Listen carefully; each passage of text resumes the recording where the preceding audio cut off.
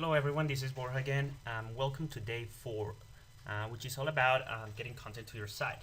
Now, we're going to be talking about a few subjects that are very important for your blog, okay? Firstly, we're going to be talking about your posting structure or your posting strategy.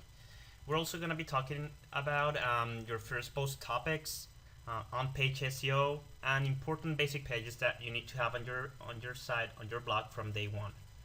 Now first, what is posting structure or what is posting strategy? Now this is basically your blog's skeleton. Okay. Now this is a way of creating content for your site. Okay. Now let me go a little deeply into that. Okay. So there's a thing called pillar articles, and basically what this is these are 3 or 5 main articles, 3,000 to 5,000 word long, that are very broad and very general about the different categories that your blog has. Now, for example, if your blog was about health, your maybe three of your categories would be, let's say, diet, exercises, I don't know, pills. Let's say pills. Okay. Now, your 3 pillar articles would be about those 3 categories. You would be writing very generally with different sub headlines, with more specialized topics, and from those sub headlines, those specialized topics, you're gonna be linking to your future post, which which are going to be these specialized articles. Okay. Now you can choose as many specialized articles as you want. But the important thing to know is that these pillar articles are how you're going to target the most, the beginners. Okay, so newbies, so to speak. And with these specialized articles, you're going to start, getting people interested on your website, going to more advanced subjects. You see, like I have here. Now, um, once you go to these more specialized articles to which you're linking from your specialized articles, you start interlinking, or you can start interlinking from your specialized articles and from your pillar articles, of course. But I just want to show you that interlinking is very important, and I'm gonna go into that a little later. But you start interlinking from specialized articles to other specialized articles, so on and so forth. And you also start interlinking from your deeper specialized articles to your pillar articles. So you start creating, sort of a circle. Okay, it's a strategy to keep people interested in your website. Now, I want to confess, the first time I heard about the term pillar article was from Michael Dunlop from IncomeDiver.com. But I was already doing, this strategy, but I thought it was pretty cool how he named this type of articles pillar articles, because this is something that he said, that basically people buy from your site once they go to a 7th post. Okay, so they read seven posts, and that's when they buy on average, according to Michael.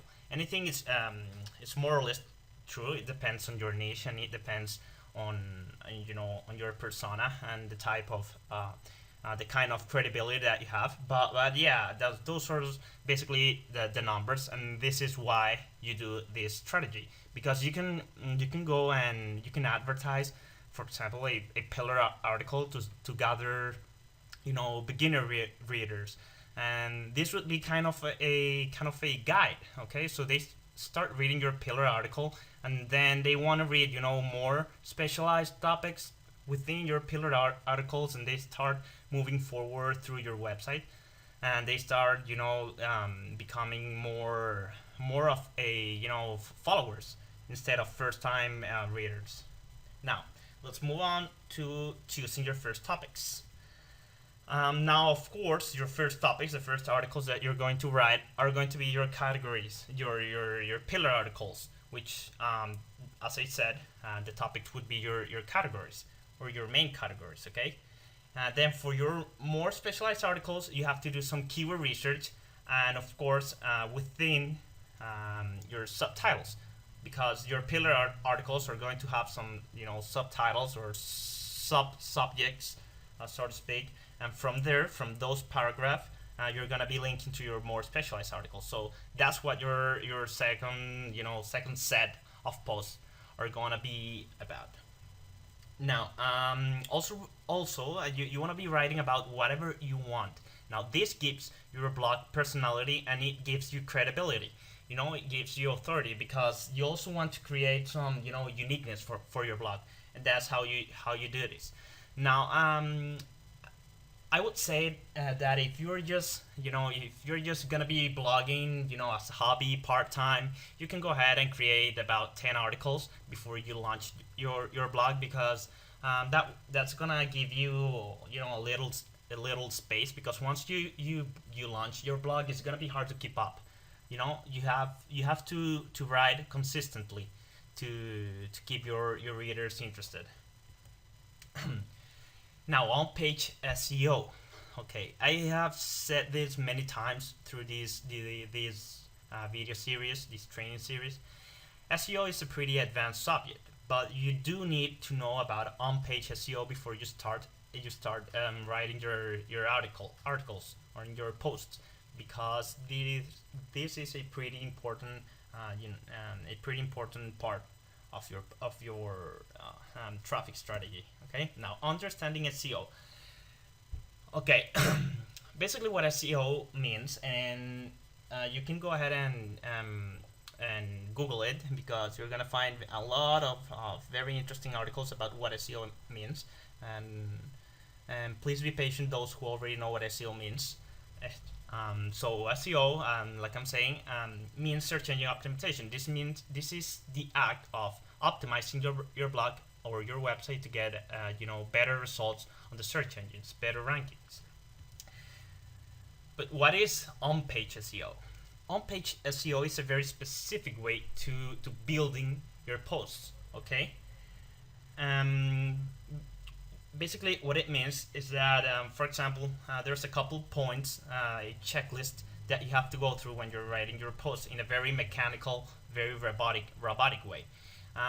You have to keep in mind that you have to write for your readers first, and for search engines second. A lot of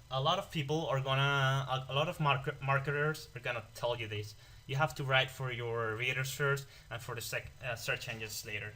Okay, secondly. Now, I'm gonna go through a checklist that you have to keep in mind when writing your post for on-page SEO.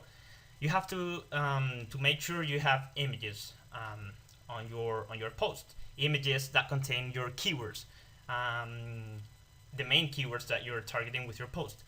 Now, ideally, these images are gonna be named as your main keyword, are gonna have a title as your main keyword, and are gonna have an alt text as your keyword. Okay.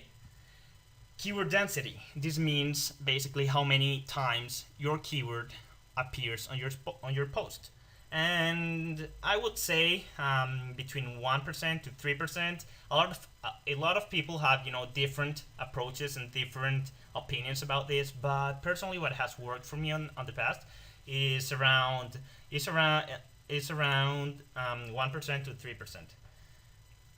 Your main keyword has to be near the top of your post, on your first paragraph, and at the bottom. Okay, it's the first thing you want the search engines to notice when they start reading your post, and the last thing they read when they leave your post. Okay, and you want to make sure they see your keyword earlier and at the end of your post. Now, you have to include as many related keywords as you can. Okay, related keywords are all those keywords that are related to your main keyword. Okay, use the strategy that I taught you on the first day. Use a Google keyword tool to see how all the related keywords that you can include on your post, and make sure that you write as many as you can. Okay. Now, external linking. External linking gives you authority. Okay, it's important that you link um, to other bloggers, not just because it gives you SEO, but because it starts you start building your network. Okay, you want to connect with other bloggers in your niche. They're not just your competition. You see, we all bloggers know that it's very hard to be successful without without networking. So you wanna do external linking both for SEO and for building your network. Now, don't just focus on high page rank blogs. Don't just link to high page rank blogs. Because you also wanna reach people who are just starting, like you will be starting, so that you kind of create this partnership, okay, with people that are on your same level.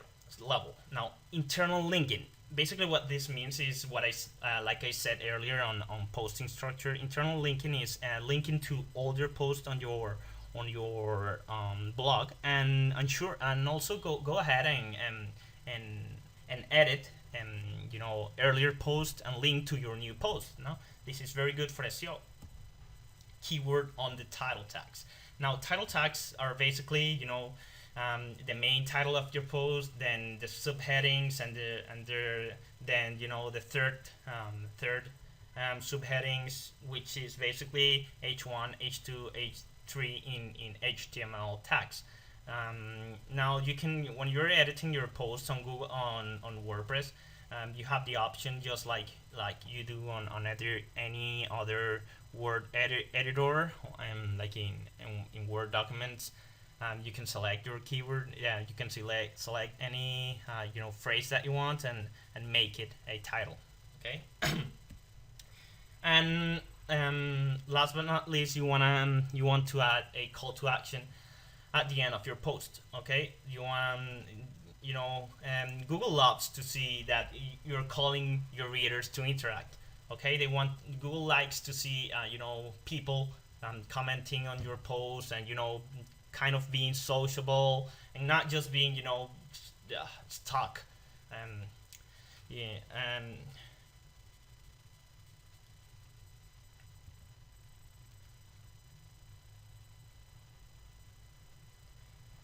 So yeah, so you want to be interacting with your audience, and also video. Google loves to see videos on your post, because this makes your content very, very unique. And one thing that I forgot to include on this checklist is the length of your post. Okay, now ideally you would go to write your post to be over 1,000 words long. Okay, that's what I recommend you do.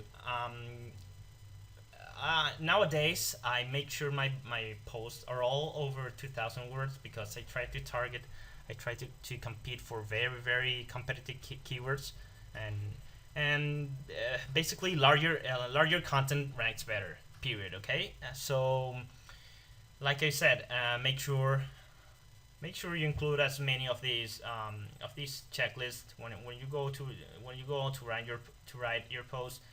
Make sure you go through this checklist and include everything that I'm telling you here. Okay. Now, this is pretty basic, but it's very important as well. Okay, you have to make sure you include all these pages when you start your blog. You want to have an about page, and basically what you want to have in your about page is everything that tells your readers why they should trust you, why should they listen to you. Okay, so do a lot of hyping. Okay, do a lot of hyping of why you're an expert on what you're talking about. And basically, don't worry if you don't really consider yourself an expert, because actually what an expert means, he's just a person. An expert is just a person that knows one more thing that you do. Okay, one more thing. Just by knowing one more thing, that's it. You're an expert, because you know one more thing that the other person. Now, another important page that you want to have on your page, on your site, on your blog, is your contact page. Okay, now that's also important for SEO, because you want to be able, hey, tell people, hey, you can reach me at this email. Let me know whatever you think of my blog. Let me know what you want to learn, etc. Okay, you want to interact with your readers. And a privacy policy.